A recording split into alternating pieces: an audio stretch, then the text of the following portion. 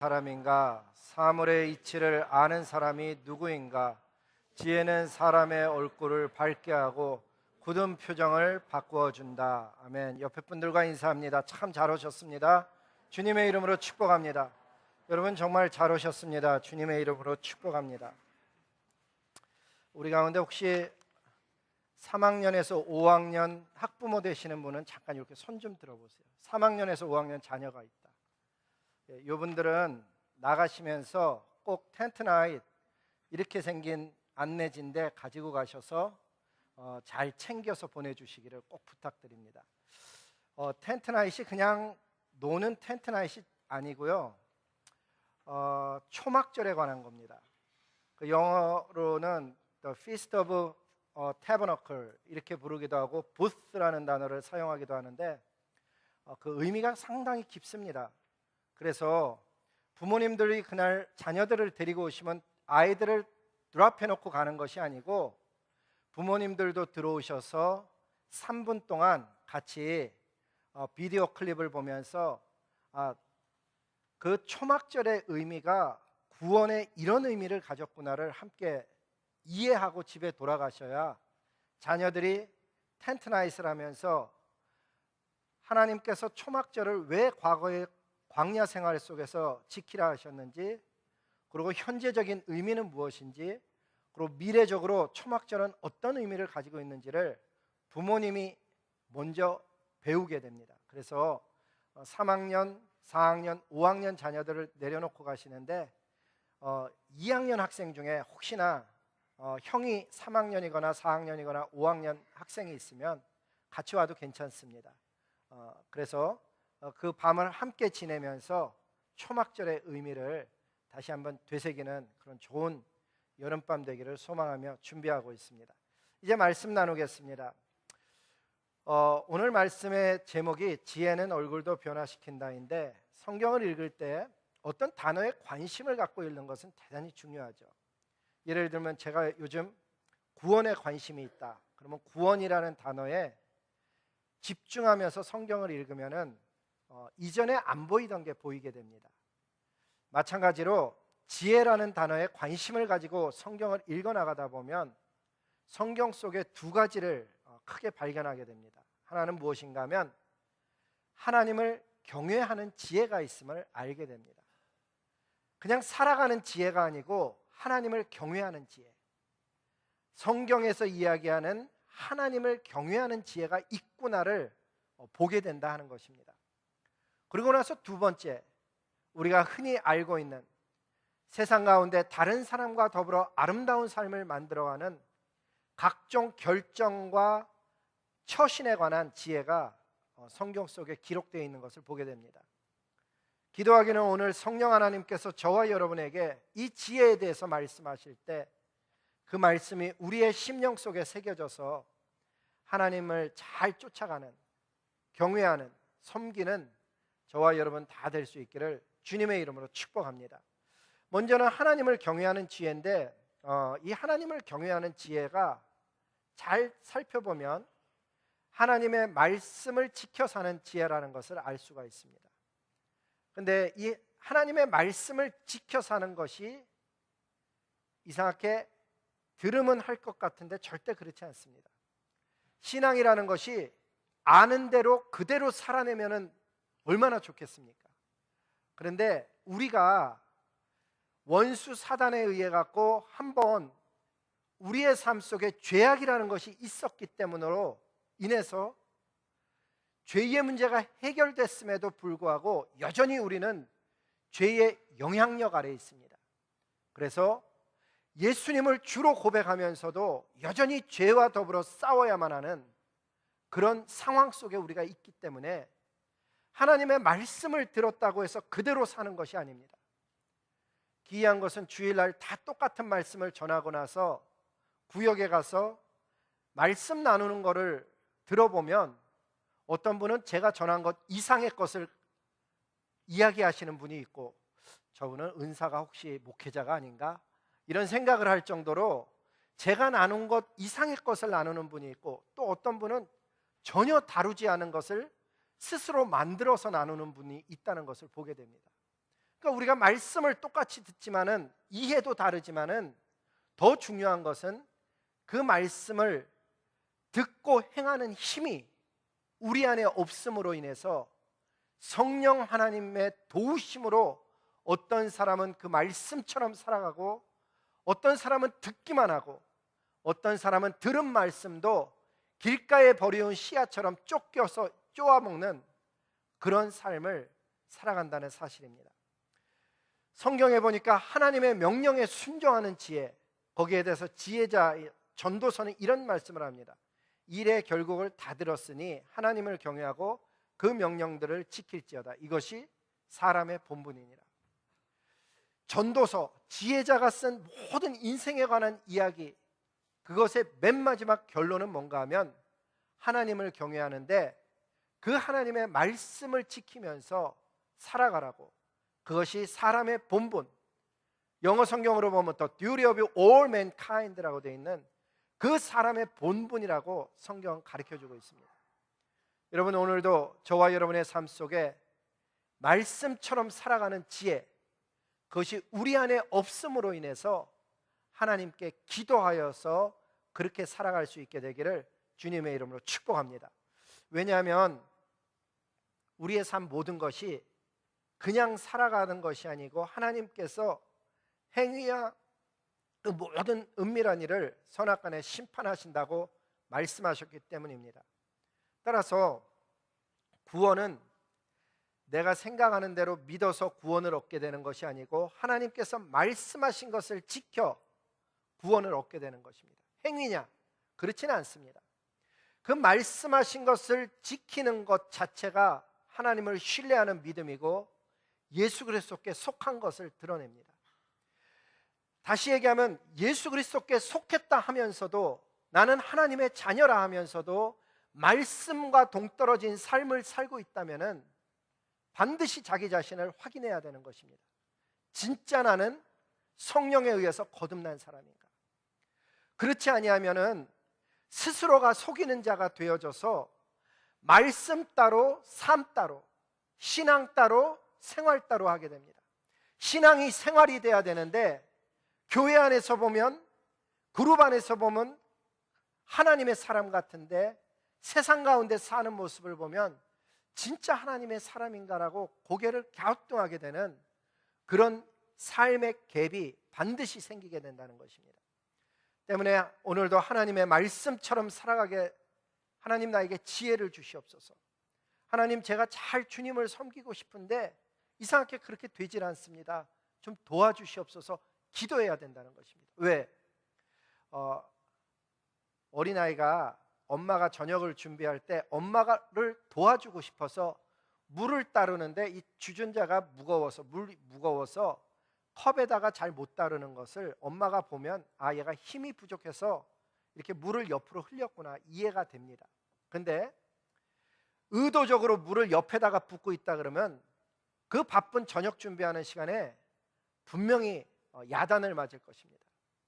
우리의 인생은 하나님께서 주신 은혜를 입은 인생이고 목적을 가진 인생인데, 하나님의 말씀을 듣고 그렇게 살고자 애를 썼는데 안 되는 것 하나님이 아십니다. 우리가 진흙으로 만들어져서 결심도 약하고 잘 안 된다는 것을 하나님 알고 계십니다. 그런데 처음부터 연약해서 못하는 것이 아니고 말씀과 동떨어진 삶을 처음부터 살아간다 그러면 그것은 하나님으로부터 책망받는 그런 일이 되기 때문입니다. 하나님을 경외하는 것, 그것은 말씀을 지켜 사는 지혜라는 것을 성경이 가르쳐 줍니다.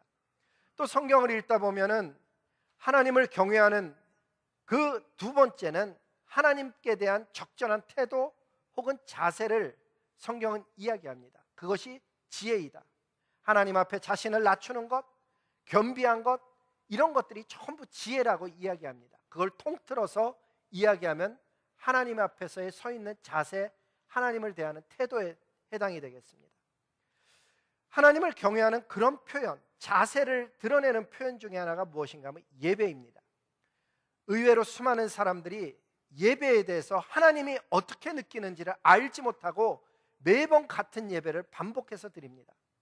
성경 창세기 4장에 보니까 가인도 하나님 앞에 제사를 드렸고 아벨도 하나님 앞에 제사를 드렸습니다. 오늘날로 얘기하면 예배를 드린 것이죠. 그런데 우리가 알고 있다시피 가인의 것은 안 받으시고 아벨의 것만 받았습니다. 왜 그랬을까? 창세기에는 그 설명을 해놓지 않고 세월이 한참 지나서 신약의 히브리서에 가서 이렇게 하나님이 기록을 해놨습니다. 믿음으로 아벨은 가인보다 더 나은 제사를 하나님께 드림으로. 여러분, 이 말씀을 읽을 때 주목을 해야 되는 것이 믿음으로 드린 예배, 제사는 하나님께 드려진 그 제사는 그것으로 인해서 의로운 자라 하나님께서 증거를 해주신다는 사실을 발견할 수가 있습니다. 믿음으로 드리는 예배, 그것은 예수 그리스도가 중심이 되셔서 오늘날 우리의 이야기로 한다 그러면 예수님이 십자가에서 흘리신 그 피로 죄 씻음 받고 그 죄 씻음 받은 성령으로 거듭난 인생이 하나님 앞에 나아가 드리는 경배에 해당이 되겠습니다. 그것을 하나님은 의로운 자녀라고 보아주신다는 사실입니다. 그런데 가인은 믿음으로 드린 아벨에 비해서 그렇게 드리질 못했다는 것입니다. 왜 그렇게 드리질 못했을까? 어쩌면 형식이었고 어쩌면은 마음이 담긴 것을 드리지 못하는 그런 예배였을 것을 성경이 암시한다는 것입니다. 믿음으로 드리는 예배, 그것은 하나님이 임재하시고 받으신다는 예배인데 비해서 가인은 드리는 형식은 다 있었습니다. 겉모습은 다 있었습니다. 그러나 하나님 받으시기에 죄의 문제를 해결하지 아니하고 그래서 죄가 너를 거꾸로 다스리게 될 것이라고 책망받는 그런 예배자가 되었다는 것을 성경은 기록하고 있습니다. 그렇다 그러면 그런 관점에서 본다면 오늘 우리들의 예배도 하나님 앞에 내 예배가 어떤가를 잘 봐야 하는 것입니다. 왜? 그게 하나님을 경외하는 태도이기 때문입니다. 말라기서에 하나님이 이런 말씀을 합니다. 아들은 그 아버지를, 종은 그 주인을 공경하나니 내가 아버지일진데 나를 공경함이 어디 있냐. 하나님은 우리를 향해서 아버지라고 그러시죠. 그래서 우리가 기도할 때 하나님 아버지 이렇게 하잖아요. 하나님께서 우리를 낳으셨다는 의미이기도 하고 창조하신 의미이기도 하죠. 그런데 너희가 나를 두려워함이 어디 있느냐. 공경함도 없고 두려워함도 없다고 이야기하는데 그렇게 이야기하나 너희는 이르기를 우리가 어떻게 주의 이름을 멸시하였나이까. 알지를 못하는 거야. 아니 하나님, 우리가 예배를 드렸는데 왜 섭섭해 하십니까?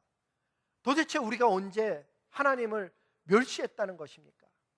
말라기서에서 그렇게 이야기하는 것입니다. 그들이 드렸던 걸 보면 그냥 두어도 어차피 얘는 병들었기 때문에 죽을 양, 그걸 얼른 갖다가 드리는 거예요. 눈 멀고 다리 저려서 어차피 놔두면 제대로 살지 못할 양들을 하나님 앞에 드린 거예요. 그러면서도 하나님, 어떻게 우리가 주의 이름을 멸시했습니까? 라고 알지 못하는 지혜 없는 행동을 했다는 것이죠. 우리도 마찬가지입니다. 여러분, 주일날을 우리가 어떻게 드리고 있는지, 정말 귀중한 시간을 하나님 앞에 드리는 것인지, 시간이 나면은 어쩌다 시간 날 때 와서 하나님 앞에 드리는 것인지, 성경에 보면 어떤 경우에는 드렸기 때문에 하나님께서 진노하시는 경우가 있다는 거예요. 하나님이 얼마나 마음이 불편하신지 이런 말씀을 해요. 말라기 1장 8절에 보니까는 만군의 여호와가 이르노라. 일부러 하나님 스스로를 만군의 여호와라고 부르시는 거예요. 그러면서 너희가 그 눈먼 희생제물을 바치는 것이 어찌 악하지 아냐. 저는 것 병든 것 드리는 것이 어찌 악하지 아니하냐. 그거 이제 갖다가 너희 다스리고 있는 총독에게 한번 갖다 줘봐라. 그가 그 병든 것 저는 것 받고 기뻐하겠으며 너를 간합하겠느냐 받겠느냐, 그 얘기를 하는 거예요. Would we accept you? 정말 그거 받고 좋아서 정말 잘 왔습니다 이러겠느냐 얘기하는 거예요. 우리의 얘기 해볼까요? 하나님이 정말 내 인생 속에 존귀한 분이 되셔서 내가 하나님 만나러 가는 것을 준비하는 인생. 예배를 드리는데 하나님을 만난다는, 임재하시는 하나님 때문에 그 익사이먼을 가지고 와서 드리는 예배와, 형식이 내 삶 속에 그냥 배어들어서 오고, 그나마도 시간 날 때 어쩌다 한 번씩 오는 예배가 되면은 하나님이 그거 받으시겠느냐라고 얘기하는 거죠. 창세기 이후로 지금까지 예배는 딱 두 종류밖에 없습니다. 하나님 받으시는 예배, 하나님께서 받지 아니하시는 예배. 그런데 인생들은 지혜가 없어서 내가 드리면 받는다라고 생각하고 드리는 거예요. 가인과 아벨의 그 말씀의 특징이 뭐예요? 드린다고 다 받는 하나님이 아니시라는 거죠. 그렇다 그러면 우리가 어떻게 하나님 앞에 드릴까? 그것이 지혜라는 거예요. 똑같은 자리에 와서 앉아있고 똑같은 예배를 드리는데 어찌하면 하나님 받으시는 예배가 될까? 오늘도 하나님 경외하는 지혜는 그 하나님의 말씀을 지켜 사는 지혜일 뿐만 아니라 하나님 앞에 적절한 자세, 낮아짐, 겸비함, 하나님을 두려워할 줄 알음, 그 하나님 앞에 예배자가 참된 예배자로 서기를 소원함, 이런 것들을 하나님 앞에 진지하게 기도의 제목으로 놓고 삶을 바꿔가는 그 사람을 지혜자라고 주님이 말씀하니, 그런 지혜자들 인생들 되시기를 주님의 이름으로 축복합니다. 두 번째는 하나님과의 관계가 첫 번째 지혜라면, 두 번째는 사람과의 관계예요. 오늘 성경 본문 말씀 잘 보면 어떤 사람이 지혜 있는 사람인가, 사물의 이치를 아는 사람이 누구이냐 물어보죠. 여러분, 어떤 사람이 지혜 있는 사람 같아요? 아마도 여러 가지 답이 있을 터인데 그 중에 하나는, 아까 하나님과의 관계를 얘기했으니까 이번에 인간관계를 얘기한다면, 내가 인생을 살아가며 다른 사람과 더불어서 살아가는 그 자체로 영원한 가치로 바꿀 줄 아는 사람, 그 사람이 지혜자인 거예요. 다시 한번, 내가 이 땅을 살아가면서 다른 사람과 더불어 살아가는 그 삶을 영원한 가치로 바꿀 줄 아는 사람, 그 사람이 지혜자라는 거예요. 다른 말로 하면, 예를 들면 가난한 사람이 있어요. 그 가난한 사람을 나의 가진 재물로 도와줄 때 그 재물은 영원한 가치로 바꾸는 재물이 되는 거죠. 내가 가진 시간이 있어요. 그 시간을 가지고 힘든 인생에게 찾아가서 함께 한다 그러면 하나님께서는 그 이 땅에서의 시간을 영원한 가치로 바꾸어 주시죠. 어느 날 우리가 하나님 전했을 때 어떤 사람에게는 금면류관, 어떤 사람에게는 썩지 않는 면류관, 어떤 사람에게는 영원한 면류관을 저와 여러분 각 사람에게 하나님께서 이 땅의 것을 가지고 영원한 것으로 바꿔주신다는 거예요. 사랑하는 성도 여러분, 우리가 가지고 있는 제한된 시간과 재물과 건강 가지고 다른 사람들과 더불어 아름다운 삶을 만들어가는 그 과정을 통해서 영원한 가치로 바꾸는 지혜자들의 삶을 사시기를 주님의 이름으로 축복합니다. 이 땅에 사는 동안, 특히 미국 땅에 사는 동안, 여러분, 이 주어진 시간을 가장 잘 사용하는 지혜 중에 하나는 뭔가 하면요, 자녀랑 보내는 시간 굉장히 중요하죠. 배우자와 함께 행복한 시간 얼마나 중요해요. 근데 그거보다 더 중요한 시간이 있는데, 그게 뭔가 하면 하나님에 대해서 배우는 시간이에요. 말씀을 읽고 묵상하고 하나님의 말씀을 연구하는 시간이에요. 의외로 수많은 사람들이 하나님을 대충 믿는 거예요. 일주일에 한 번 예배 드리는 것으로 끝났다라고 생각하는 거예요. 그렇지 않아요. 우리 하나님에 대해서 말씀을 읽고 묵상하고 연구하지 않으면은 그 하나님의 뜻을 온전히 쫓아갈 수가 없는 것이죠. 특별히 우리가 가진 재물, 죽어서 동전 한 입 가져갈 수 없어요.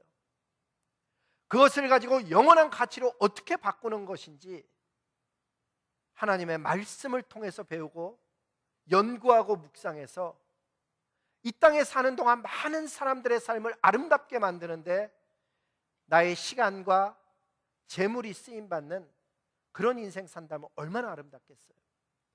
특별히 건강을 얼마나 많은 사람들이 얘기합니까? 근데 그 건강이 하나님 나라와 결부되지 않으면, 영원한 가치랑 함께 가지 아니하면은 이 땅에 오래 살면 오래 살수록 오히려 죄악, 진노를 더 많이 쌓는 일에 더 오랜 기간 동안의 죄를 쌓는 결과밖에 되지 않는다는 사실입니다. 우리에게 준 건강, 하나님의 나라와 공동체를 위해서 사용할 때 이 땅에 힘들고 어려운 인생, 외롭고 소외된 인생들에게 도우면서 살아가는데 쓰임받는다면 하나님께서 우리의 마지막 날을 복되게 하시고 영원한 것으로 갚아주신다는 사실입니다. 제가 목회하면서 저는 이 교회에서만 21년째 지금 섬겨요. 어떤 분은 젊어서 예수님 잘 섬겨보라 그러면 너무 바쁘다는 거죠. 목사님 너무 바쁩니다. 세월이 지났어요. 나이가 들었어요. 섬겨보라 그러면 이제는 나이가 들어서 헌신 못한다고 말하는 것을 보게 돼요. 어떤 한 사람의 이야기일 것 같아요? 아니에요. 수많은 사람들의 이야기가 될 수 있죠. 시간이 없어서 하나님을 섬기지 못한다는 것, 그거 잘 생각해 봐야 되는 거예요. 그 시간을 주신 분이 하나님이시거든요. 오히려 거꾸로 이렇게 기도해야 되는 거예요. 하나님, 섬길 수 있는 지혜와 힘과 시간을 허락해 주시옵소서.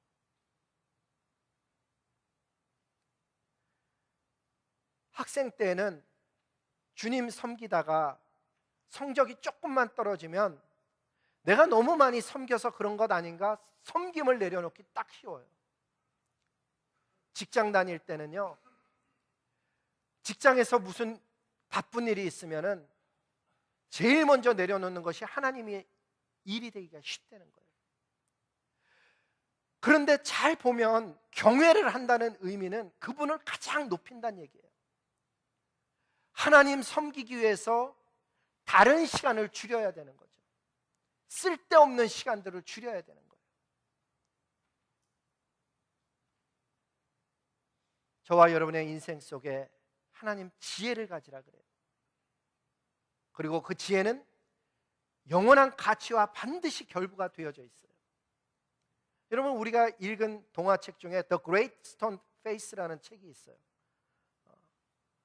우리나라 동화로는 번역을 큰 바위 얼굴 이렇게 번역을 해놨는데 1850년대에 쓰여진 책이에요.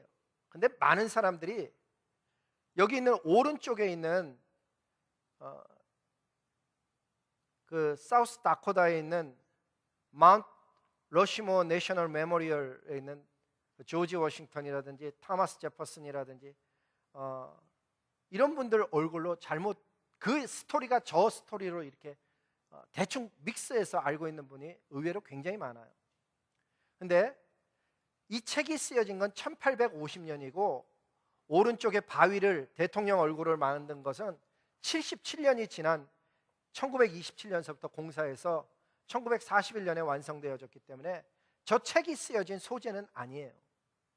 이상한 것은 우리나라에도 저런 비슷한 이야기가 있고 바위가 있어요. 신안군 하위도 벌써 갔다 오신 분들도 있는데 저 바위를 보면 사람 이렇게 코, 입 같죠? 근데 저게 왜 화제가 됐는가 하면 예전에 저 신안군이 혹시 기억하셔요? 그래서 저희 김대중 대통령이 고향 마을이라 그래갖고 저기다가 이렇게 해갖고 위대한 인물이 태어나는데 그분이 그분이다 뭐 누가 만들어낸 얘기인지 진짜인지 뭐 하여간 그래갖고 사람들이 웃었던 적이 있었어요. 근데 하여간 The Great Stone Face라는 책에 보면 우리나라 번역책을 보니까는 큰 바위 얼굴이라고 이렇게 되어져 있는 책인데 이상한 건 말이에요. 이 책의 내용의 대략적인 것은 다 알고 있어요. 근데 진짜 그 저자가 전하려고 했던 교훈을 아는 분은 의외로 굉장히 적어요. 한번 들어보시기 바랍니다. 이 책의 주인공은 어네스트라는 저 어린이에요. 그 어네스트는 어려서부터 큰 바위 얼굴을 보고 자라죠. 마을 사람들이 얘기하기를 언젠가 그 바위 얼굴을 닮은 존귀한 인물이 나타날 것이라는 이야기를 들으며 자랐습니다. 이 어린 어네스트는 자기가 보기에 훌륭해 보이는 혹은 위대해 보이는 인물이 나타나면 자기가 어려서 들었던 그 큰 바위 주인공이 나타났는가 하고는 그의 삶을 자꾸 비교해 보는 거예요. 첫 번째, 그 어네스트의 주의를 끌었던 사람은 누군가 하면 게덜 골드라는 사람이에요. 말 그대로 골드를 긁어 모으는 사람, 재력가예요. 그 큰 재력가를 보고서는 혹시 이 사람이 그 큰 바위 인물은 아닐까 생각을 하죠. 하지만 세월이 지나면서 보니까 그는 결국 모든 재산을 잃고 비참하게 죽어가는 욕심 많았던 사람이라는 걸 알면서 존귀한 인물이 될 수 없다고 생각하죠. 이 오네스트가 자라면서 두 번째 사람을 주목해서 봤어요. 이름이 누군가 하면 Old Blood and Thunder, 번역하면은 오래된 피 그리고 번개, 이런 이름을 가진 유명한 장군이에요. 그 장군의 그 유명세 때문에 혹시 이 사람이 그 위대한 인물은 아닐까를 생각해 보죠. 하지만 그의 포악함과 잔인한 행동에 대해서 알게 되면서 그 사람도 큰 바위 얼굴의 주인공이 될 수 없음을 알게 됩니다. 세월이 또 많이 흐르면서 어네스트는 성공한 정치인이었던 올드 스토니 피츠라는 사람을 알게 되죠. 근데 확인하면서 그도 아니라는 걸 알게 돼요. 그가 그 성공적인 정치인이 되기까지 많은 권모술수와 야비한 행동을 해왔음을 알게 되기 때문이죠. 그렇게 세월이 흘러가면서 큰 바위 얼굴에 존귀한 주인공을 만나질 못해요. 그러는 사이에 어네스트는 어느덧 나이가 들어갔고 그 마을의 설교자가 되었습니다. 어느 날 마을 사람들은 어네스트가 큰 바위 얼굴을 닮았다는 것을 갑자기 발견하게 된다고 저 책은 기록합니다. 어린 어네스트가 어려서부터 존귀한 인물에 대한 동경심을 갖고 살았음으로 인해서 자기도 모르는 사이에 큰 바위 얼굴에 그 사람의 존귀함을 닮아갔던 것이죠. 그의 삶은 다른 사람을 행복하게 만들려 했었고 겸손했었고 아주 많은 사람들을 섬기는 삶이었습니다. 이 책의 작가가 전하고자 했던 메시지는 인생 속의 위대한 인물은 겉으로 보기에 대단해 보이는 재산을 가진 사람도 아니었고 권력을 가진 사람도 아니었고 명예를 가진 사람도 아니었다는 거예요. 그가 전하려고 했던 것은 평범하지만 하루하루를 다른 사람의 삶을 아름답게 만들어가며 살았던 겸비한 마음을 가지고 살았던 바로 그 어네스트가 큰 바위 얼굴의 주인공이 될 수 있다는 사실을 교훈 주고 싶었던 것이죠. 사실 저와 여러분도 누군가를 마음에 품고 살아갑니다. 그리고 누군가를 바라보면서 자기도 모르게 그 미워하는 혹은 좋아하는 사람을 닮아가게 되는 것이죠. 예전에 연출가 전상배 씨가 무대에 올려놨던 엄마 다시 가을이 오면 이라는 작품이 있습니다. 보신 분도 있고 참관하신 분도 있을 거예요.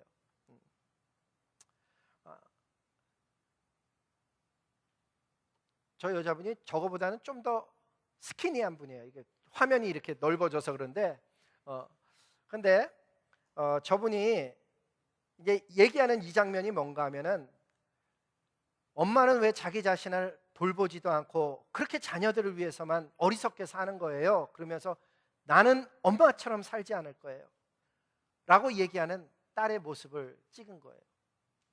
이 엄마는 자녀들을 위해서 자기 옷 하나를 제대로 사입지 못하고 구질구질하게 입고 다니는 거예요.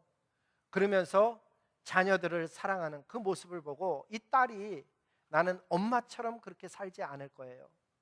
근데 세월이 흐르면서 자기가 미워했던, 자기가 경멸했던 그 엄마의 행동을 자기도 모르게 그대로 하고 있는 자신을 발견한다는 게 이 연극의 스토리 내용입니다. 여러분은 어떤 가치를 마음에 두고 살고 있습니까? 우리는 누군가를 바라보면서 자기도 모르게 닮아가게 됩니다. 소원하기는 저와 여러분의 마음속에 예수님 닮아가기를 소원합니다. 그 예수님을 바라보면서 닮아가는 인생, 예수님이 말씀하신 것처럼 살아내지는 못하지만 그렇게 살았으면 좋겠다고 엎드리는 그 인생, 그 인생에게 오늘 본문 말씀의 얘기를 적용해 본다면 하나님께서 그 사람에게 지혜를 주셔서 얼굴까지도 바꾸시겠다고 하시는 하나님의 말씀이 잘 들려지기를 소망하는 것입니다. 우리의 인생은 살아가면서 우리도 모르게 생각하는 것에 따라 표정도 변하고 말투도 변하고 행동도 변하면서 살아갑니다. 존귀한 비전을 갖고 살아가는 사람, 나라와 열방을 품고 살아가는 사람은 야비하고 이 땅에서 각박한 삶을 살아가는 사람과는 아무래도 다른 마음과 생각을 품고 얼굴마저도 변하면서 살아가게 될 것입니다. 주님께서 저와 여러분에게 예수님의 교회를 세워보라 하셨고 하나님과 이웃을 사랑하라 하셨고 make disciples, 제자를 만들며 살아가라고 주님은 말씀해 주셨습니다. 그 일을 명령받은 저와 여러분이 이 땅을 살아가는 동안 감당하는 힘을 얻으려면 반드시 기도해야 되는 것입니다. 예수님도 하나님의 아들이신데 기도했습니다. 마가복음 1장 35절에 보니까 새벽이 아직도 밝기 전에 하나님의 아들이신데도 일찍 일어나서 한적한 곳에 가서 기도해야만 그 시대의 사명을 감당했다는 사실입니다. 예수님의 나이가 언제였을까? 30대였습니다. 오늘도 우리 이 시대를 살고 있는 하늘의 자녀 되신 성도 여러분, 하나님이 주신 사명 감당하려면 하나님 앞에 엎드리는 시간이 필요한 것입니다. 하나님의 아들이심에도 불구하고 이렇게 엎드려야만 사명을 감당했듯이 우리도 주신 사명처럼 살아가려면, 말씀을 실천하는 인생이 되려면 하나님 앞에 엎드리지 않으면 그것이 불가능하다는 것을 알게 되는 것입니다. 특별히 우리 주님이 저와 여러분에게 가르쳐 준 것을 보면 그 예수님의 태도 중에 하나는 무엇이었는가 하면 원수를 사랑하며 핍박하는 자를 위해 기도하는 것이었습니다. 마태복음 5장 44절은 이런 얘기를 합니다. 나는 너희에게 이르노니 너희 원수를 사랑하며 너희를 박해하는 자를 위해서 기도해라. 여러분, 원수가 아프리카에 있거나 어디 멀리 떨어져 있으면 쉽습니다.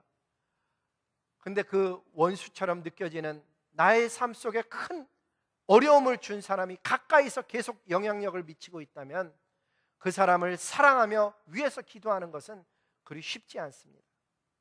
그런데 이 말씀 바로 다음 구절은 다음과 같이 이야기하고 있습니다. 그렇게 원수를 사랑하며 박해하는 자를 위해서 기도하는 그 같은 일을 하는 사람이 하늘에 계신 너희 아버지의 아들이 된다라고 얘기합니다. 하늘에 계신 아버지의 아들이 된다는 것. 우리가 배우기는 그저 예수님을 영접하면 되는 것으로 배웠는데, 예수님 영접하고 나서 나에게 삶 속에 힘들게 한 그 사람을 용서하지 못하며 지금도 분노를 품고 살아간다면 그게 무슨 의미가 있겠습니까? 저와 여러분의 인생 속에 찾아오신 예수님, 그분은 하나님의 아들이심에도 불구하고 저와 여러분을 구원하기 위해서 뺨을 맞으시고 침뱉음을 당하신 그 하나님이신데, 그분이 이런 것을 저희에게 표본으로 보여주셨습니다. 누가복음 23장에 보니까 아버지, 저들을 용서해 주시옵소서, 사하여 주시옵소서. 자기들이 지금 뭘 하는 것인지 알고 있지 못합니다. They do not know what they are doing. 자기들이 지금 하고 있는 일을 뭔지도 모르면서 뺨을 때리고 십자가에 못 박고 그렇게 위해서 기도하고 있는데도 그들은 바로 그 밑에서 옷을 나누며 제비 뽑는, 다시 얘기하면 이 말씀이 보여주는 가장 중요한 메시지는 상대방이 용서했기 때문에, 구했기 때문에 용서하는 것이 아니고,